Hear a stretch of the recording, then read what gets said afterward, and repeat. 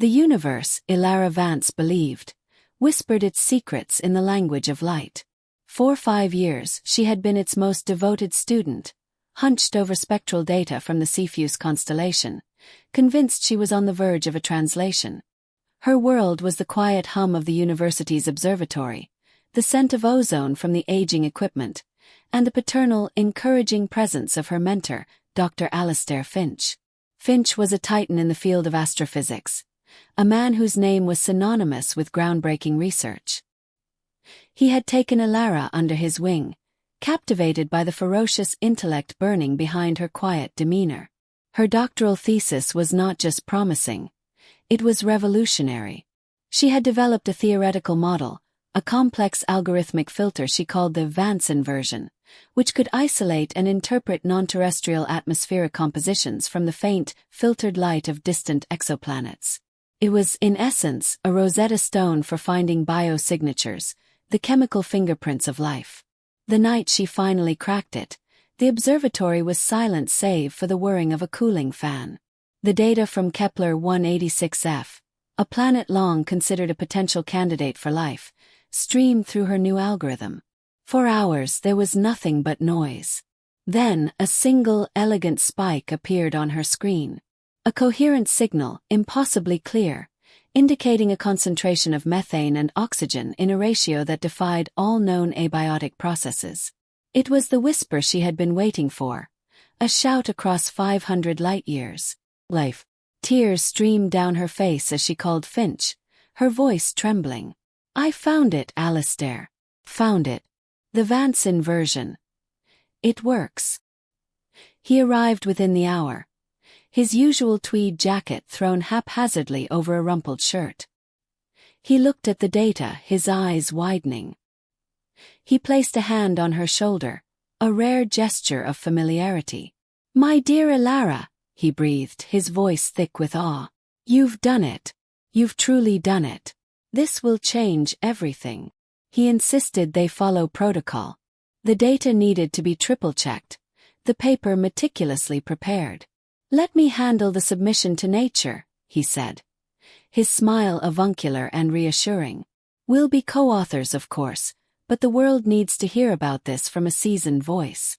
It will give your discovery the gravitas it deserves." Ilara, naive and drunk on her success, readily agreed. She handed over her complete datasets, her methodology, her coded algorithms, and her detailed notes, the culmination of her entire academic life. 2 weeks later, the article was published. It was a global sensation. News outlets screamed headlines about the Finch method and the definitive proof of extraterrestrial life. The lead author, and indeed the only author listed, was Dr. Alastair Finch. Ilara Vance was mentioned once, in a footnote, as one of the many graduate students whose diligent assistance was invaluable to this project. The world tilted on its axis. When she confronted him in his office, the article clutched in her shaking hand, the paternal mask dropped. His eyes were cold, dismissive. "Ilara, you're being hysterical," he said, adjusting his tie. "This discovery was the result of a decade of my own research. Your work was a small, albeit useful component, a stepping stone. You should be proud of the part you played." The part one played. The Vance inversion. That was my code. My theory. A clever piece of programming, I'll grant you, he scoffed. But without my theoretical framework to guide it, it was just noise. You can't possibly see the bigger picture. You're a student. I am a scholar. He leaned forward, his voice dropping to a venomous whisper. And who do you think they will believe? A celebrated professor with a lifetime of accolades, or an emotional, unpublished graduate student making outlandish claims? Don't ruin your career before it has even begun. Be grateful for the footnote. That night, Ilara Vance walked away from the university, from her apartment, from the life she had painstakingly built. She left her phone on a park bench, wiped her hard drives, and emptied her bank account. She became a ghost, leaving behind only the faint, stolen echo of her genius, now attributed to another name. The world celebrated Dr. Alastair Finch, who was already being touted as a future Nobel laureate. AITA Vance simply ceased to exist. 8 years passed. In the rarefied air of the Atacama Desert in Chile, the Kepler Institute for Advanced Cosmology had become a beacon for the brightest minds in the field. Its newest star was a reclusive and enigmatic scholar known only as Dr. Eris Thorne. No one knew where Thorne came from. Her academic record seemed to begin spontaneously 5 years prior, with a series of independently published papers that were so breathtakingly original they could not be ignored. Thorne's work focused on stellar metallicity and its effect on planetary formation, a field tangentially related to the search for life, but distinct enough to be its own kingdom. She was hired by the Kepler Institute based on the sheer, undeniable brilliance of her anonymous publications. Dr. Eris Thorne was the ghost of AITA Vance, reforged in the fires of betrayal. The first 2 years of her disappearance had been a blur of low-wage jobs, transient motels, and the gnawing ache of stolen ambition. But her mind, her greatest asset, could not be silenced. In public libraries, using cheap laptops, she began to build again. She shed the soft, trusting persona of AITA and cultivated the sharp, ascetic discipline of Eris. Her hair, once long and brown, was cut short and dyed a severe black.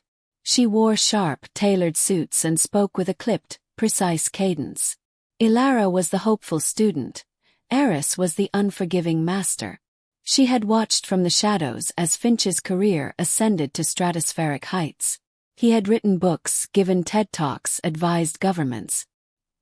He built an entire institute around her discovery, all of it resting on a foundation of lies. AITA's rage had cooled from a raging inferno into a block of cryogenic ice. Her revenge would not be a fiery confrontation, but a slow, deliberate, and exquisitely public execution. Her plan was a masterpiece of academic warfare, built over 8 years. While the world focused on the Finch method, Eris Thorne was building the lock to which it was secretly the key. Her celebrated research into stellar metallicity was the bait.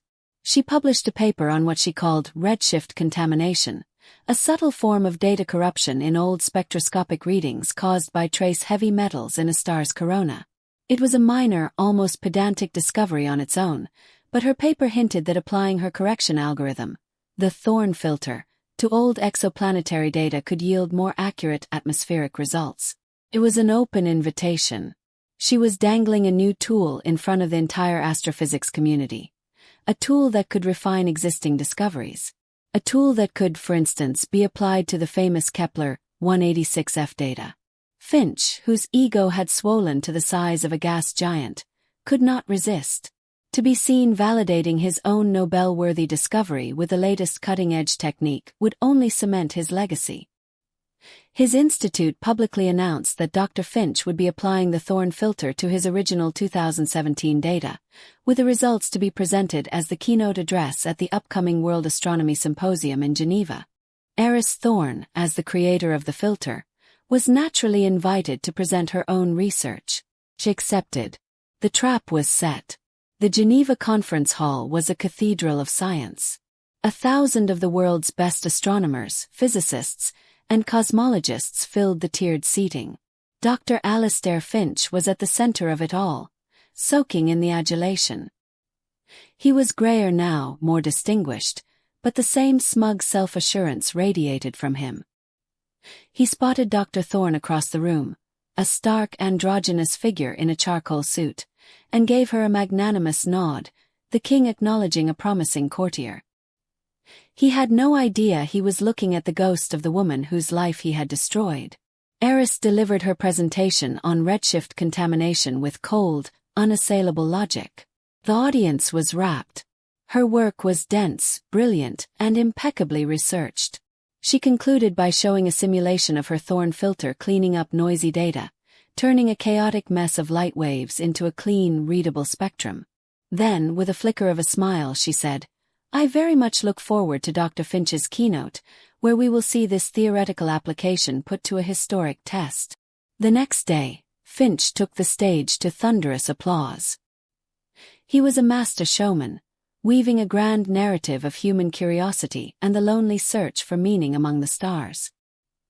He spoke of his long journey, and the moment of inspiration that led to the Finch method. Eris watched from the front row, her expression a mask of detached academic interest, her heart a trip hammer against her ribs. Using Dr. Thorne's remarkable new filter, Finch announced, beaming, we have not only reconfirmed our original findings but have refined them. The biosignature of Kepler 186f is even more pronounced than we first believed. A stunning new image of the spectral analysis filled the giant screen behind him. Ilara's original spike, now sharper, clearer, and more defined, thanks to Eris's filter. The hall erupted in applause. Finch basked in it, a triumphant god on his Olympus. He opened the floor for questions. Several fawning queries came from junior academics. Then Dr. Eris Thorne stepped to the microphone. The hall quieted instantly. The creator of the filter was about to question the man who had just used it to such spectacular effect. Dr. Finch, a fascinating presentation, Eris began, her voice crisp and clear, amplified throughout the auditorium. I have a question not about the new data, but about the old. A foundational query, if you will. Finch smiled indulgently. Of course, Dr. Thorne. Please. In your seminal 2017 paper, Eris continued, her eyes locking onto his, you elegantly bypass the problem of telluric interference from hydroxyl radicals in the mesosphere, a notoriously difficult signal-to-noise problem. The solution your paper presents is seamless. However, the raw data from that period would have been littered with false positives. Could you elaborate on the specific methodology you used to differentiate the authentic methane signature from the Cepheid echo, the harmonic resonance artifact produced by the primary mirror's actuator system? A highly technical question, but a fair one. A murmur went through the audience. Finch's smile faltered for a microsecond. The Cepheid echo was a dead end Ilara had spent 6 months wrestling with before she had developed the core of the Vance inversion to filter it out. It was a detail buried so deep in the raw, failed data that only the person who had done the work could possibly recall it with such specificity. Finch cleared his throat. Ah yes, the echo. An interesting though minor challenge. It was a simple matter of recalibrating the baseline. A standard signal processing procedure. He was bluffing, using vague jargon to wave the question away. A standard procedure. Eris pressed, her voice like chipping ice. That's fascinating. Because the logs from the Kepler array for that period show a persistent actuator malfunction that wouldn't have been resolved by a simple baseline recalibration. The solution would have required a dynamic matrix transformation, one that corrected for the resonance in real time. A very non-standard procedure. Could you perhaps write the foundational equation for that transformation for us? Panic flickered in Finch's eyes. He had no idea what she was talking about. He had received the finished perfect data from Ilara, not the messy blood-soaked journey it took to get there. I believe that level of detail is beyond the scope of this Q&A, Finch said dismissively, trying to regain control. If you'd like to discuss minutiae, we can do so in private. I don't think we need to, Eris said, her voice dropping but losing none of its carrying power. Because I can answer my own question. She gestured to the tech booth. The massive screen behind Finch suddenly changed. Finch's triumphant graph was replaced by a screen share from a laptop. It showed a folder of dated files, raw data logs, program code, draft, and a series of video logs. The term Cepheid echo does not appear in any published literature, Eris announced, her voice resonating with 8 years of suppressed fury. Because it was a private name. My private name for a problem I solved in the summer of 2016. She clicked on a video file. The face of a much younger woman filled the screen. It was Ilara Vance, looking exhausted but exhilarated, sitting in the familiar gloom of the university observatory. Log entry October 17, 2016, video Ilara said. I think I've finally licked the Cepheid echo. The dynamic matrix transformation works. The signal is. It's clean. The real work can begin. Gasps rippled through the hall. People were turning from the screen to Eris Thorne, then to the ashen-faced Alistair Finch. The resemblance, now that it was pointed out, was undeniable. The same intense eyes, the same set of the jaw. Eris clicked through the files. Here is the original source code for the algorithm, time-stamped, with months of revisions in my name. Here is the draft of the paper I submitted to you, Dr. Finch, with your own digital annotations on it, suggesting I remain as second author. A suggestion you apparently revised. She brought up an email. From Finch to Ilara. This is a triumph, my dear girl. We will be famous. And here, Eris said, her voice ringing with judgment, is the final piece of the puzzle. My thorn filter was not designed to refine your data, Dr. Finch. It was designed to expose a fraud. She ran a new program. The screen split. On one side was Finch's celebrated data. On the other, a new plot was being generated. The Vance inversion, what you call the Finch method, was so elegant because it had to be. It had to filter out a dozen layers of noise and instrumental error. It was custom-built for the specific flaws of the 2016 Kepler array. But our modern instruments are far more precise. They don't have those flaws. They don't produce a Cepheid echo. There is absolutely no reason for your method to contain the complex subroutines needed to eliminate it. The new plot resolved. It showed the core code of the Finch method. A large section glowed red. My thorn filter wasn't just looking for redshift contamination, Eris declared. It was also scanning for redundant ghost code. And it found it. The complex, highly specific code I wrote to solve the Cepheid echo, a problem that no longer exists, is still embedded deep within your celebrated method. It's a digital fingerprint you were too arrogant and too ignorant to wipe away. You've been driving a sports car with the training wheels still on, and you never even knew. The silence in the hall was absolute. It was the sound of a reputation, a career, and a legacy turning to ash. Alistair Finch stood frozen, a statue of hubris, exposed and humiliated before the entire world. He opened his mouth, but no sound came out. Eris Thorne stepped away from the microphone. She looked out at the sea of faces, no longer a ghost, no longer a student, no longer a victim. My name, she said, her voice clear and steady, is Dr. Ilara Vance, and I'm here to take back my work.